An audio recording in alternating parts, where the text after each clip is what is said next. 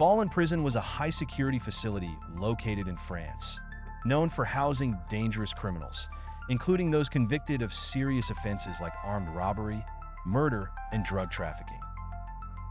By the 1980s, France's prison system, like many others in Europe, faced issues such as overcrowding, poor conditions, and staff shortages, which contributed to vulnerabilities in prison security.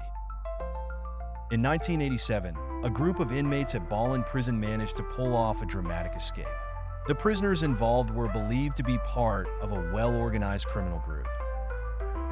They carefully planned their escape for weeks or even months, exploiting weaknesses in the prison's security infrastructure. The escape itself involved the use of smuggled tools to break through the prison walls and overpower the guards. Reports suggest that the group had external help, with accomplices outside the prison coordinating the escape by providing the tools and possibly arranging for vehicles to be ready for the prisoners once they got outside. There were also rumors that bribes or insider information might have helped facilitate the escape. The prisoners managed to break out at night, taking advantage of the darkness and a lapse in prison security. Once outside the prison walls, they fled into the surrounding area, where they had transportation waiting to take them to safety. The 1987 escape from Ballin Prison triggered an immediate and massive manhunt across France. Local and national law enforcement agencies were mobilized to search for the escapees, who were considered dangerous and potentially armed. Roadblocks were set up, and the media extensively covered the breakout, adding pressure to the authorities to recapture the fugitives quickly.